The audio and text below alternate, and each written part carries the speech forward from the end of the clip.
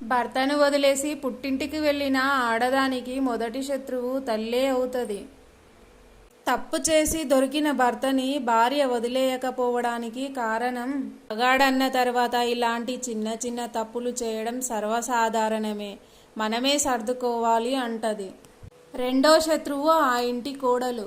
ఎందుకంటే నీకు పెళ్ళైన తర్వాత ఆ పుట్టింటికి నువ్వే అతిథివి అయిపోతావు.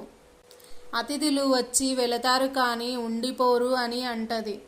మూడో శత్రువు ఆ ఇంటి చుట్టుపక్కలున్న ఆడవాళ్ళు, నిందలు వేయడానికి సిద్ధంగా ఉంటారు.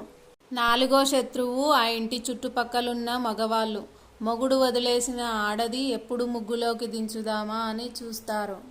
ఇక అన్నిటికంటే పెద్ద గండం, ఆ స్త్రీకి ఆడపిల్లలు పుడితే మొగుడితో తల్లే కాపురం చేయలేదు, పిల్లలెలా చేస్తారు అని సంబంధాలు రావేమో అని భయం.